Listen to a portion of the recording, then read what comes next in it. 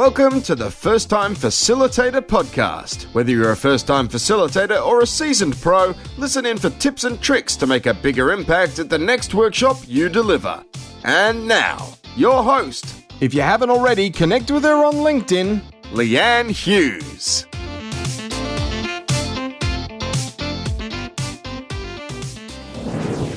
Hello and welcome to the show. I'm your host, Leanne Hughes, and I'm here to help you create unpredictable workshop experiences that predictably work. I hope you're going really well wherever you are in the world. How are your online sessions running? I'm going to ask that from a participant and a facilitator point of view. How are your sessions going? Love to hear more from how you're working on that shift to online workshops. I've definitely seen a lot of great shares and questions on the Facebook group called The Flip Chart. It's been really great to see and get inspired by all of your suggestions. So thank you for that. I've really been heads down the last week or two, honestly, ever since I closed doors for my private community called Show Up. It's been pretty amazing, actually, meeting all of the incredible people in the group. The first thing I did was throw down a challenge to get everyone to introduce themselves by recording a Facebook Live in our Facebook group. And it's been an absolute joy and delight to see everyone in this community rise up to that challenge and stretching that show up muscle. I just think video is a really great way to get connected with people and find out more about them. Audio is good too, so thanks for listening in. Now, last week we heard from Tony Brazelton and we were talking about an introvert's perspective on facilitation. This week, we're chatting to an extrovert. Now, he didn't have to tell me he was an extrovert. I think you can hear that and pick up on it in this conversation. We cover a lot and jump from topic to topic. There are so many incredible new things I learned, as well as good and timely reminders. Now, my guest this week is David Nour, or Nour for short, and I invited him on the show because I heard about a new book that he's currently writing called Curve Benders. I'll let Nour explain what curve benders are in this conversation and how important they are to find and nurture. I'll let Nour share what curve benders are, or who they are, and how they play out in terms of your relationships and your growth as well in this episode. Nour has also recently sat on 128 webinars, and he's got some really great feedback on what he's learned from this experience. And he's got some great feedback on what he's learned from his experience as a participant on these. That's some good intel for us. I also love how he just gets up and tries things. He shares a story of how he put together a speaker's reel without having a stage to speak on. It's a very cool story. So who is Nour? Well, David Nour was born in Iran and immigrated to the US as a teenager with $100, limited family ties, and no fluency in English. He graduated from Georgia State University with a bachelor's degree and went on to earn an executive MBA from the Goizueta Business School at Emory University. He currently resides in Atlanta, Georgia with his family. He is a senior leadership board advisor, researcher, executive educator, and best-selling author. Nour is internationally recognized as a leading expert on applications of strategic relationships in profitable growth, sustained innovation, and lasting change. He's the author of 10 books, including bestsellers Relationship Economics and Co-Create, as well as the book that I invited him to talk about today, Curve Benders. Nour serves as a trusted advisor to global clients and coaches corporate leaders. He's an adjunct professor at the Goizueta Business School at Emory University and Vanderbilt University's Owen Graduate School of Management. He was also named to the Global Guru's Top 30 Leadership Professionals list and is honoured to be one of Marshall Goldsmith's 100 global coaches. A Forbes leadership contributor on the future of work and an Inc. contributor on relationship economics, Nour's unique insights have been featured in a variety of prominent publications, including the Wall Street Journal, the New York Times, Fast Company, Huffington Post Business, Entrepreneur, and Knowledge at Wharton. He's also the host of the popular Curve Benders podcast. You can learn more at nourgroup.com. Show notes for this one and Nour's contact details are also available at firsttimefacilitator.com/episode 123. And in this episode, Nour throws down a bit of a challenge in terms of ways that we can reconnect with the curve benders in our life or just relationships in general. So listen out for that challenge and let us know how you go. Once the conversation is over, you can join the community of facilitators from all around the world on the Flipchart Facebook group. Link to that is in the show notes. I hope you enjoy this episode and make sure you take some action from this one. I think it's more important than ever to reconnect with people in our networks and build them as well. It's a really great time to open up that community, particularly when we have to stay indoors. All right, enjoy. I am very delighted to welcome to the First Time Facilitator podcast, David Nour, or Nour for short. Hey, welcome to the show. Leanne, it's great to be with you. I have been so excited. I met you on another call, was it a few weeks ago? And as soon as I hopped off, I thought I need to chat to this guy more because he's just created this amazing phrase. And we'll talk a bit more about that phrase in a moment. But first of all, can you please provide a bit of context for our listeners on the work that you do and what drove you to sort of find this path of speaking, facilitating, training, and you're an author too. Sure. So easiest way to describe what I do is I help global companies, global leaders find net new growth opportunities, right? Typically through innovation. And my unique lens on that is their strategic relationships.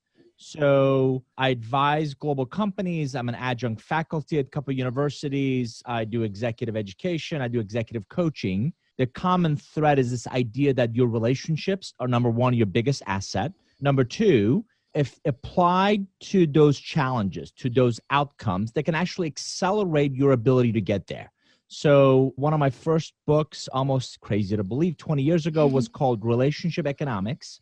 And in it, I proved this concept that relationships are more than just a soft skill. It's more than just networking.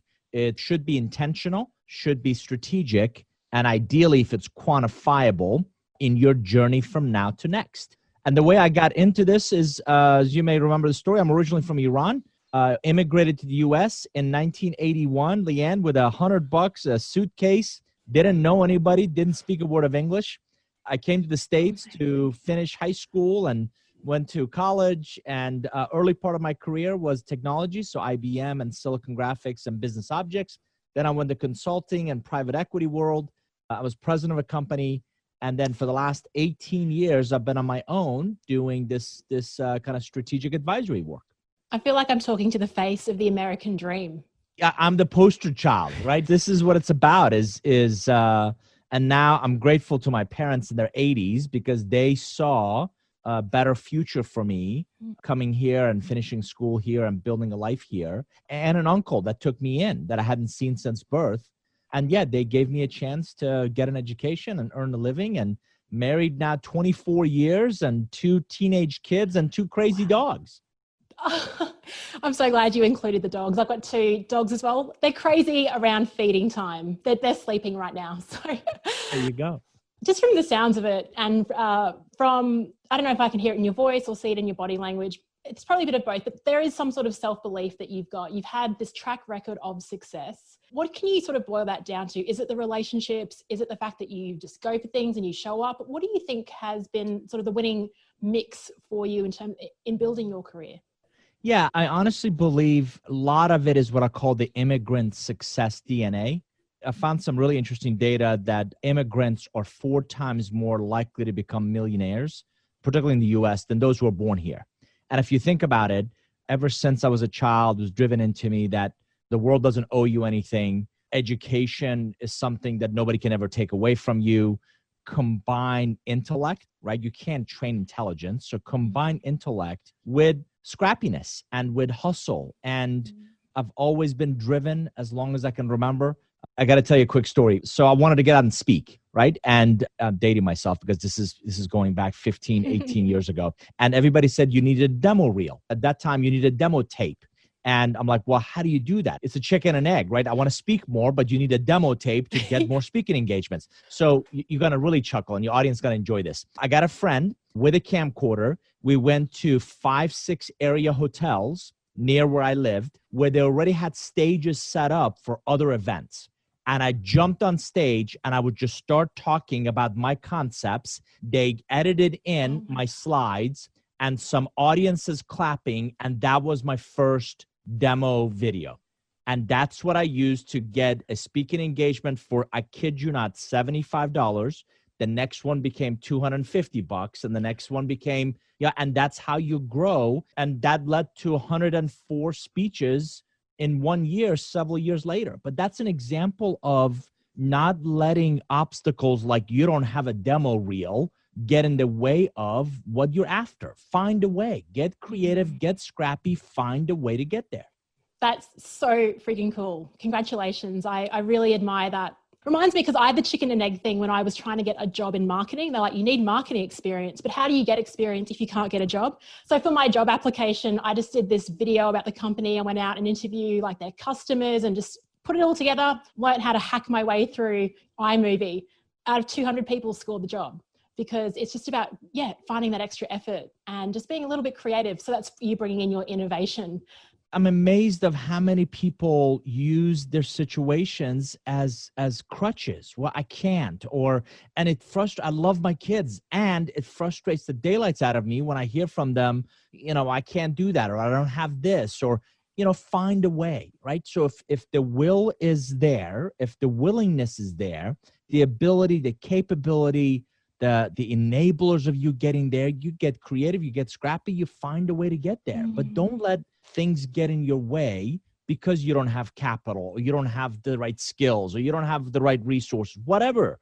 And by the way, this is also a time about recording. This is a really interesting time to leverage this, really see this pandemic, this global pandemic, as an impetus to rethink, reimagine, reinvent, reinvigorate parts of your life, parts of your job, parts of your business, parts of your revenue model. This is the time to really see this as a springboard and go after that next level of your personal and professional growth. Absolutely.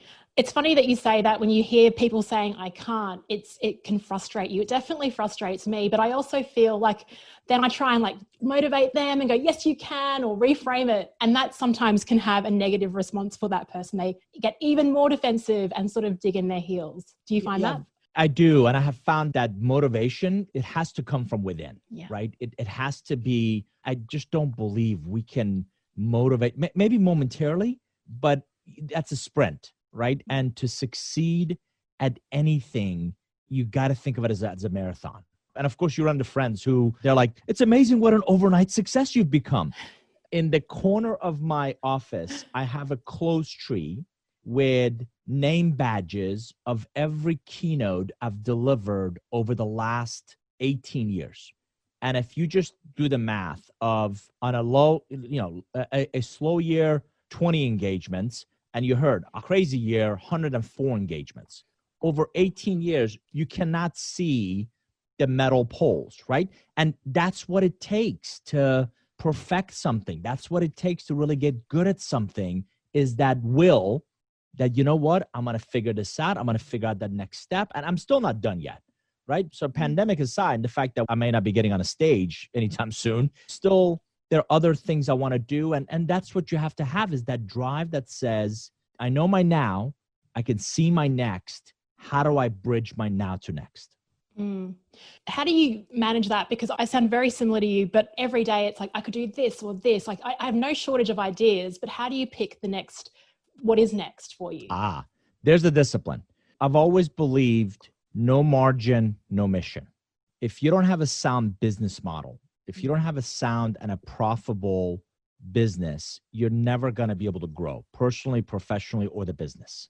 So beyond all your phenomenal ideas, you have to start with your target audience, right? So what is that target audience? What does my market need? And my mother-in-law or your mother-in-law are not our buyers, right? Our cousins are not our buyers, right? Stop talking to people that have no impact on your actual business and go talk to buyers. And if you just ask questions about, forget your own products and services for a second, how are they doing certain things? And you have to form your own suppositions. So hold on a second, how do you do that? And then what happens? And then who do you go to for that? And where do you get that from? And you ask enough, and I include this in my coaching. I tell people, go on a listening tour, because if you go ask people you like, you respect, you trust, kind of about a scenario. Or the other way is ask, what do you believe? Those who know you, what do you believe I do exceptionally well?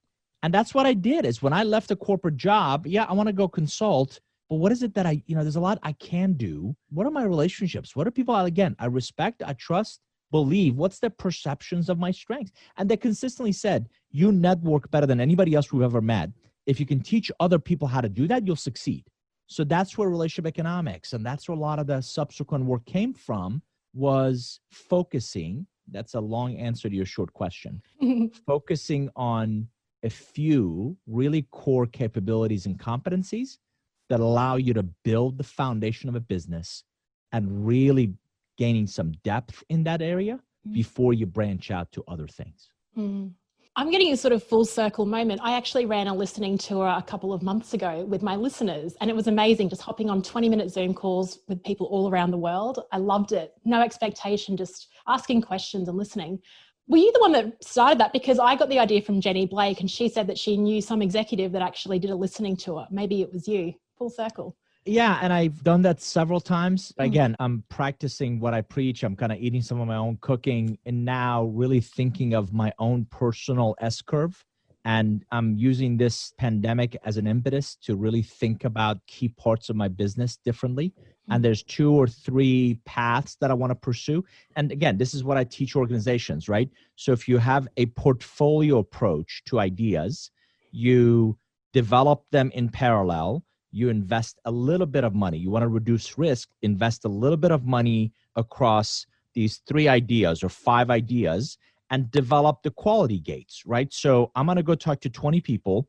If 10 of them have this problem with this one and only 3 have a problem with that, I'm going to kill the 3, right? I kill that one and then really focus on the one that seems to be viable and seems to be, has more traction and it's easier to understand. And if you take your ideas to these quality gates, you build an environment of experimentation.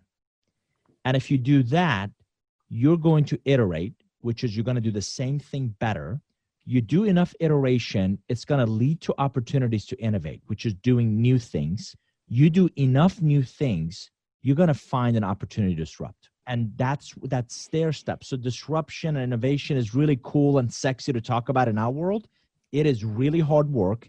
It's expensive. It is emotionally draining because, you're babies, right? You get really excited about all these different things you want to do. And by the way, a mentor drove into me, you better be willing to kill 999 flowers so you can grow that one oak tree. So if you get emotionally attached to all these ideas, it's going to be very difficult for you to say, that's just not a viable idea. That's not going to go anywhere. I'm not going to keep throwing good money at bad. And you pull the plug. If you don't do that, you get spread way too thin, you get scattered, and you're not going to do any of it well.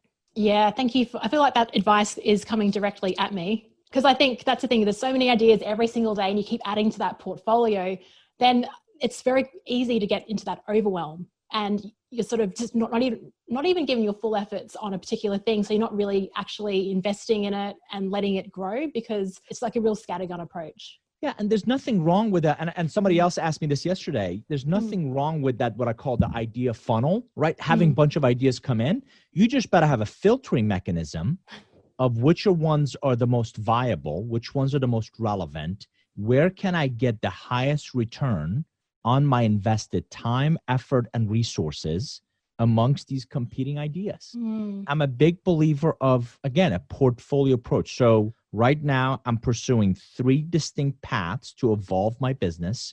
I'm equally investing in each of these 3. I'm having 20, 30 conversations a week on each of them, right? And I'm getting a lot of data on what resonates, what doesn't, and I'm constantly tweaking, right? And you have this quality gate. I have this next phase I want to get all 3 of them to. Good chance I'm going to kill one so I can focus on the other 2.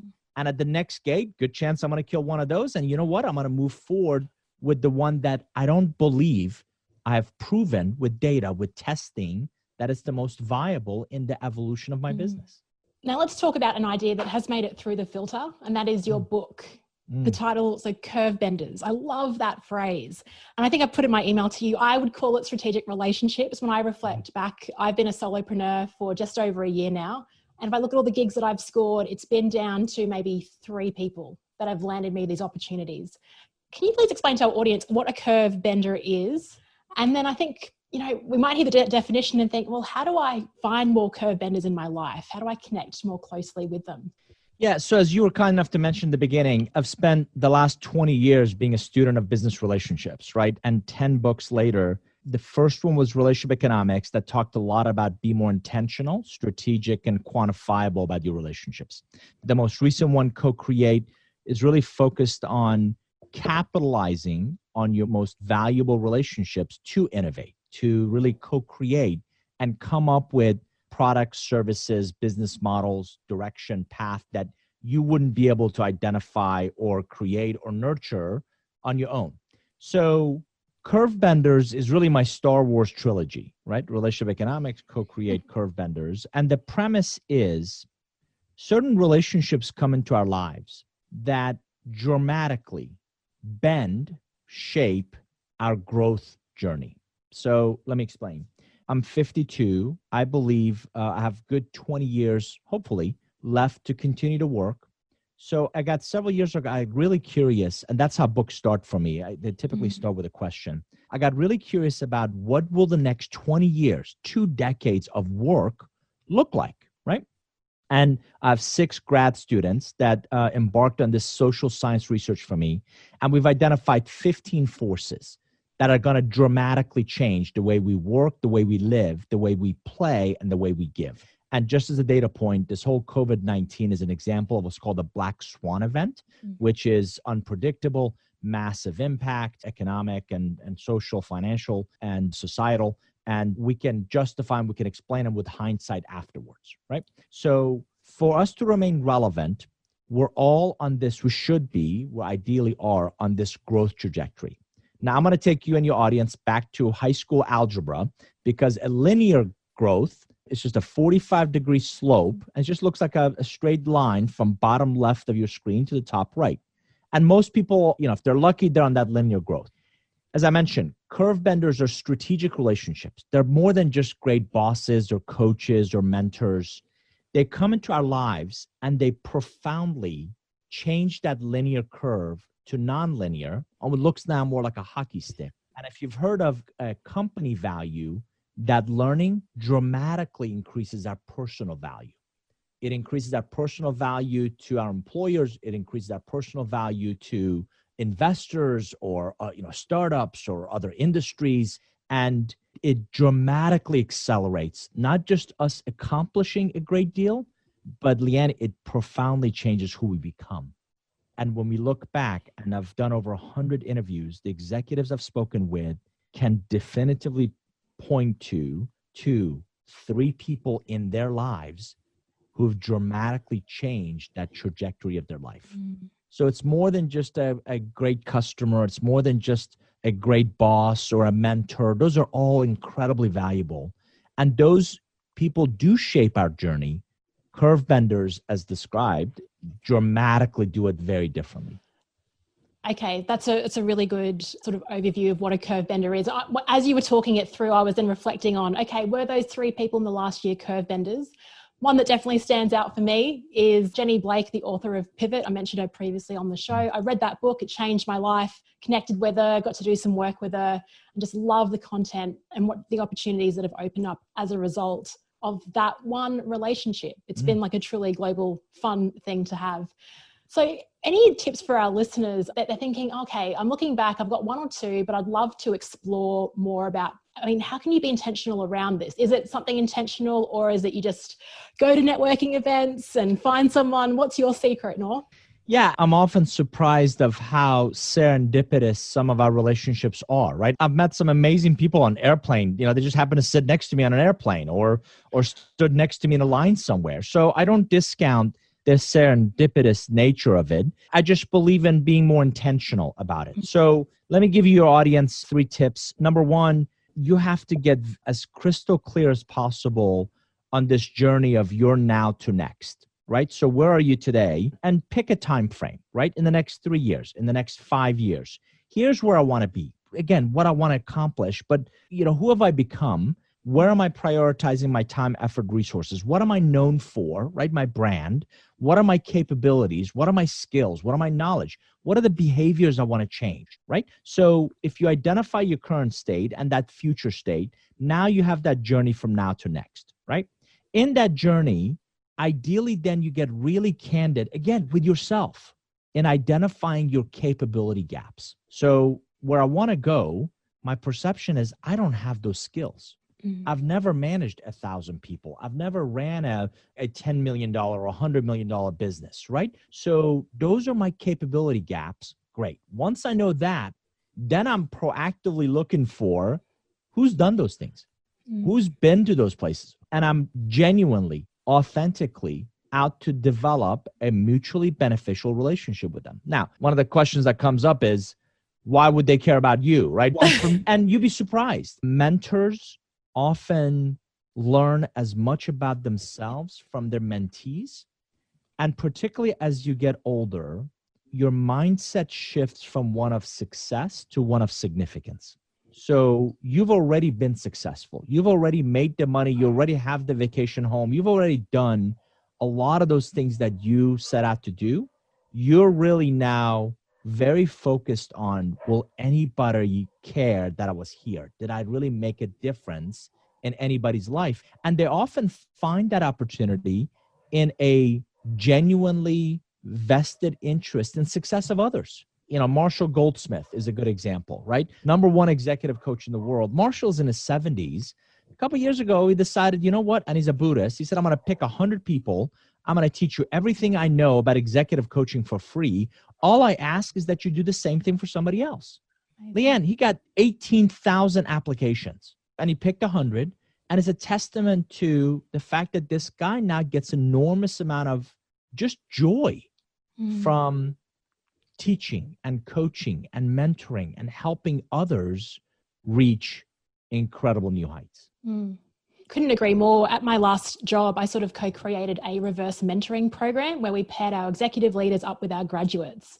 And our exec just got so much joy out of it. It was a 3-month pilot and they're like, when can we keep this going? Because I think also when it comes to pairing up with someone that's a bit younger than you, they know all about the tech and the trends and can give you some information on what motivates them.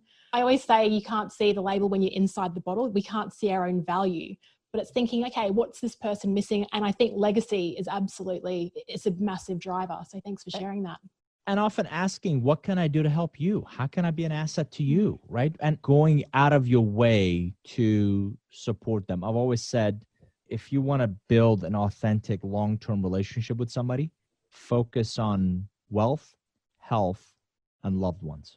So how can I create wealth with this person?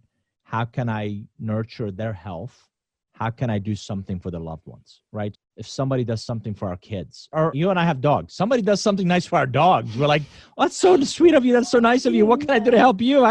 So for our kids, people that take care of our loved ones, we feel this enormous gratitude towards. So is that the approach that you take for then maintaining a relationship with someone? Because I know sometimes if you have like maybe a formal mentoring thing, or you catch up for a coffee and then it's like, great, okay, then how do you maintain that? Yeah, I'm often reminded, and I want to remind your audience, that sociologists tell us that an average individual can proactively manage about 100 to 150 relationships. Oh, okay. That's got to do with our tribal setup. Yeah. So the key is, $1 million question is, how do you know? And which ones? If you can't invest in everybody equally, how do you then prioritize which relationships you invest in? So I'm often making relationship lists, and I coach people to do this, right? Sit down and make a list of, I call it your ABC list, right? 10, 20, 30, 50 people that are most relevant to kind of your personal and professional growth, right? And again, I'm not trying to teach you or your audience how to manipulate or how to use people. That's not what this is. This is simply about prioritizing where and how you invest, right? So let's just say 30, right? So that 30, I'm contacting on a regular basis. I'm constantly trying to add value. I send them something. I introduce them to someone. I'm making sure I nurture that on a regular basis. The others, I create a different cadence for, right? So this next group, I'm going to make sure I touch base with at least once a quarter. This next group, I want to make sure I touch base at least once every 6 months, right? Mm-hmm. So if you create tiers, right, based on, again, depth and value in terms of relevance, right, is what I'm talking about. And everybody else, they get my newsletter. They can follow me on social and I can add value there. But in terms of authentic, real relationships, don't overwhelm yourself trying to be everything to everybody, because you can't. None of us can keep up with everybody. But if you prioritize your most strategic, your most relevant, your most valuable relationships, and you nurture those, and then after you've touched those, kind of make sure you've got a regular cadence for touching and following up and adding value to others, those who want to be in a relationship with you will reciprocate. And that's really what a relationship takes, is this give and take. So I don't want to feel guilty that I haven't called you for 6, 9, 12 months. Last time I checked, the telephone works both ways, right? Yeah. Yes. So, it's been several presidents since I've dated, but if you try to date somebody who doesn't want to date you, it's an uphill battle. It just doesn't work, right? Business relationships are the same way. If they get value from your interactions, most people will reciprocate. Most people will reach out. And the true ones, what I've learned is relationships may grow cobwebs. They may grow some rust on them. But if they're true and if they're value-based, it's okay. Use me as an excuse. Listen, I heard on a podcast this guy talk about business relationships, and it dawned on me, I've done a terrible job staying in touch with you. I just wanted to call and say hello and touch base and hear how you're doing and how you're doing with this awful pandemic. And I hope you and your loved ones are healthy and safe. And by the way, last time we spoke, you were running this business. How's that going? And what are you up to now? So those are all great ways to reconnect, reinitiate touches if they're of value. If there weren't, don't waste your time or theirs. It just wasn't meant to be, and move on. Thank you for talking about the guilt for not contacting people. And you've also just given us, I feel like getting onto rev.com and just getting that all transcribed, because I was actually thinking, there was a client I worked with at the beginning of the year, and it's been hard because I don't know if she's been made redundant. I feel a bit awkward about reaching out. I don't want her to feel like I'm reaching out because I want something. I want it to be in like, hey, I just checking in. And I think you've given us a great framework for doing that. If I could add to that, this is, yes, you brought up a great point. I've always believed there's 3 types of relationship builders, right? Givers, people that altruistically just give. They get something very, euphoric from just giving. Takers, who the only time they call is when they want something, right? Yeah. And by the way, they never see themselves as takers. And then relationship investors. And my comment here is, particularly during this global pandemic, this is not the time to sell. This is the time to nurture. This is the time to add value. This is the time to problem solve. This is the time to ask, what can I do to help? Even if it has nothing to do with your products or services. I got a call from a client the other day. They were looking for something and it isn't what I do. And I said, wait a minute, let me think about it. Let me comb my network. I'll call you back. I called them back within the hour and I said, here are 3 people that do that. Would you like an introduction? And he said, absolutely. I made the introductions. The people that I introduced were elated. He was elated. And he said, I feel bad because, I'm paraphrasing, you're not getting anything from this. I said, listen, your relationship is more important to me than any transaction, right? I'm here. If I can help you, let me know. But these 3 people I know will take care of you and take care of what you need. That equity, that relationship equity you just build with that person is far more valuable than any invoice you can send them. So stop selling, start nurturing. This is the time to nurture those relationships, solve problems, add value. Again, use this podcast as an excuse, right? I will definitely. I tell people, if you're new in a company, use that you're new for like the next 5 years, right? I'm new here, right? Use this podcast. I heard this podcast and it said I should reach out relationships. Yeah, but I thought you listened to that podcast like 6 months ago. Yeah, but this podcast talked a lot about relationships and I'm reaching out to ask how you doing and what's going on. And yeah, it's a fantastic impetus to do just that. Just how you doing? What are you doing? What are you seeing? What are you hearing? What crossroad do you find yourself at? What are you struggling with? What can I do to help? If I wanted to help, how could I help you? Right? And again, if you just go on that listening tour, it's amazing what people will tell you. Yeah, awesome. Gosh, you got me so activated to take action. I know you said, I don't believe in giving people motivation, but you've certainly injected a bit of re-engagement blood into what I'm going to do today. So thank you so much for that. And I hope that listeners, if you're paying attention, hopefully you're not driving, but yeah, just do a quick reach out to someone that you've been thinking about connecting with and let us know. Let Nour and I know how you go with that. Just to change tack a bit, I know you talked about what you're working on during this pandemic. And one thing that I've heard that you are doing is signing up for like every webinar under the sun. You are not watching Netflix. You are not binging on Stan. You are binging on webinars. So can you please tell me from a participant perspective, what kind of cool things you're seeing, or on the alternative, what things you think, gosh, why are people sort of repeating that same strategy? It's so boring. What are you noticing in your webinar tour? Sure. So just to give your audience some context, I've signed up for, attended, or I've watched replays of 128 webinars in a 2-week period. And it's insane, right? Number one, unfortunately, a lot of them were, in all candor, a complete waste of time, right? And by that, I mean, we're still trying to figure out how to engage and influence others virtually. So I started doing webinars about 10 years ago. They were cool. They were interesting. It was a novelty early on. And then they kind of caught on and everybody did them. And last few years, they've actually become passé, right? It's crazy. I even early on charged for them, charged for webinars, clients for putting them on, and attendees for listening to them, because it was a new medium for delivering content. And again, they've spiked again more recently because we can't physically see each other and there's no events and those kinds of things. But I'm reminded when television first came out, Leanne, interesting story. They used to televise radio shows. So they would literally put a camera on people that were doing radio shows, and that's what they would show on TV, because that's what they knew. When internet first came out, most websites were nothing but a brochure. I mean, it's almost like they took the brochure and they put it online.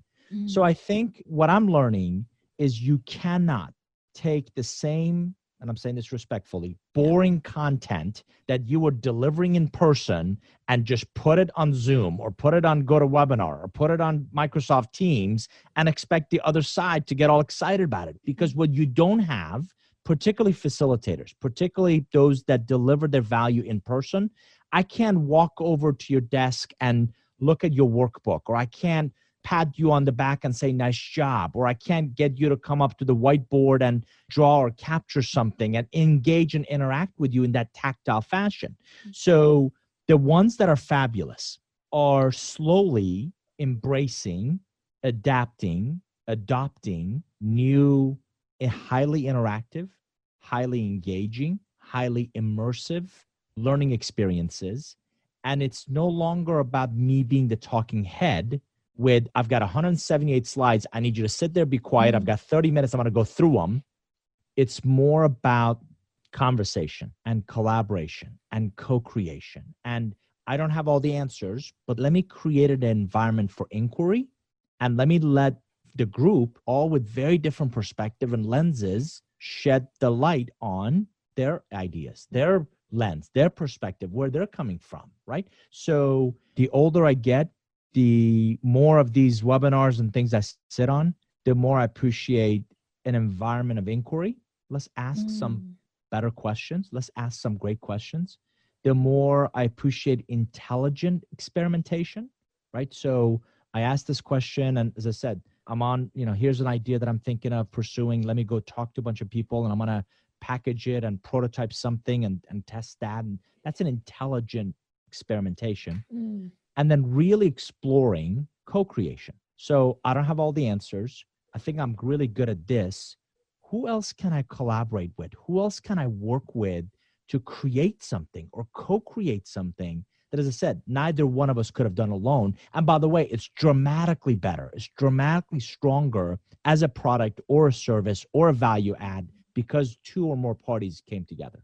Yeah, I do find that really interesting, particularly when I was a first-time facilitator back in the real world. I thought that I had to be that sort of expert up the front of the room, and that was the value that I was bringing. And I think that's the same philosophy that we're seeing on these webinars that kind of tank. It's like, well, I'm the professional, this is my point of view, and it's just listening.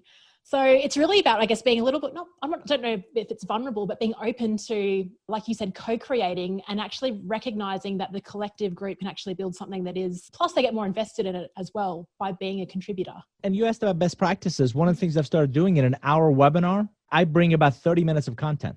Yeah. I make sure it's value packed. And that's the other thing.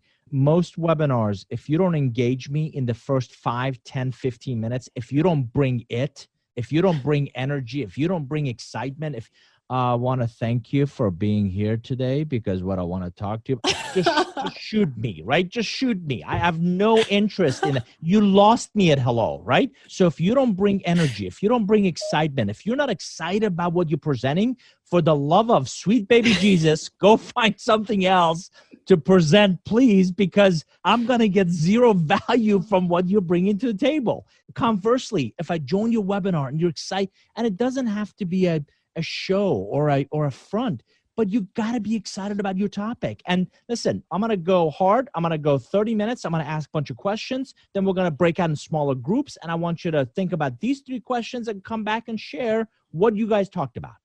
And I'm trying to tell you and your audience, most people will get more out of that session than I'm going to sit here and work on my grocery list while you go through all your slides. Because I am not tuned in. I'm not engaged. We're not in the same room. We're physically not in the same space.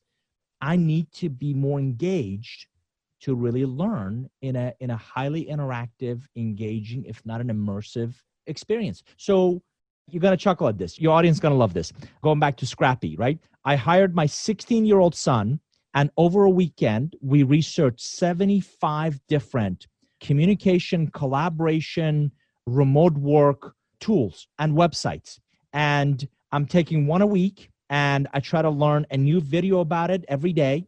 And I create sandboxes. Most of them have free trials. So I create sandboxes and I test a lot of things. And we're doing these digital whiteboards. I'm teaching a 2-day program at a local university where you're going to love this. No PowerPoints. And it's going to be all this digital whiteboard where they all jump in and they build. And I kid you not, they're going to build, and they're going to put Post-it notes and dot voting and all the things that we do in the live world, they're going to do purely digital. And I think we'll all get a lot more out of it than just me boring the crap out of people with PowerPoints. I feel like I'm going to call this episode, You Lost Me at Hello. It's genius. Maybe the title of your next book. Right. So just to wrap up, I just want to quickly talk to you, because even when I got on the call to you, you did just bring it with your energy, and you got the humor. You're a good conversationalist. How did you develop that over time? Or maybe let's talk about your energy and how you get to that peak state before you get on a call like this, or before you deliver workshops or keynote speeches. What do you do to prepare, like physically, mentally? Sure. Again, I think in terms of 3s. So let me give you, your audience, 3 tips. Number 1, do not schedule things back to back. It's really difficult to disengage from one and really prepare for the next one if they're back to back. So if you have any control over your schedule, give yourself a little more margin, a little more time between these things. Number 2, on my calendar, even though we're not traveling, I actually add travel time. So it blocks off an additional 15 minutes or half an hour between things. We need time to think. We don't make enough time to think. Number 2, I like routines. So I'm up really early in the morning. I exercise. I try to watch what I eat, but I'm usually have breakfast with my family. I'm at my desk early enough in the morning, or I come and work and then go have breakfast with them when they get up, because kids are wrapping up school and their schedules are off a little bit. And I focus on work that I love. And I've always said your alarm is a great litmus test, right? If you hit that snooze button 10, 15, 20 times, and you genuinely don't want to get out of bed to go tackle whatever you're doing, it's really time to be honest with yourself and go do something else. You got to go do things that give you energy. Does every part of what I do fabulous and no, right? By the same token, if I generally look at a week, I love what I do.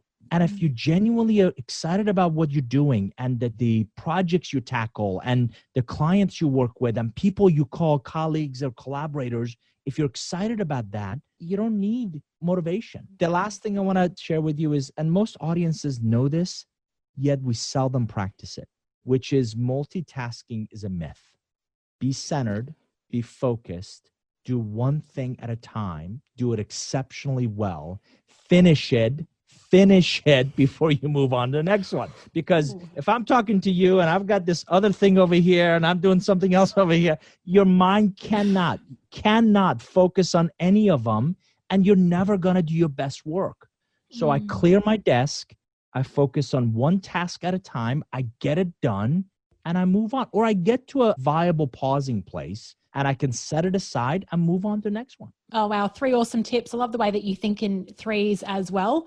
And Nour, I guess I don't hit the snooze button, but I definitely got out of bed very excited to know that I was going to hop on the microphone with you this morning. Absolutely loved, we talked about a range of different topics about building relationships, about innovation, nurturing them, and how to kickstart our webinars and making sure they're interactive and that we co-create along the way. So thank you so much for all of the expertise and funny stories that you shared as part of this. If our listeners would love to connect with you, find out more about the work that you do, where should we send them?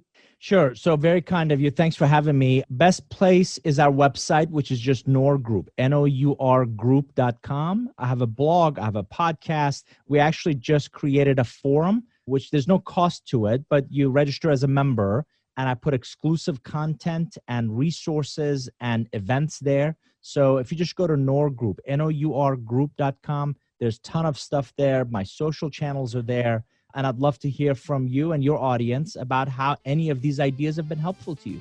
Yeah, me too. Thank you so much. I'll definitely sign up for that forum. It's been a delight. Thank you, Nour. My pleasure. Good to be with you. Hey, thanks so much for sticking around. You've reached the end of another episode of the First Time Facilitator podcast. Connect with the show at firsttimefacilitator.com or follow me on Instagram at Leanne Hughes to find out what I'm up to during the week. If you enjoyed this episode, please feel free to share it with someone who will also appreciate the insight, and make it easier for yourself and subscribe to the show in your podcast player of choice. Thank you so much for listening, and chat to you next week.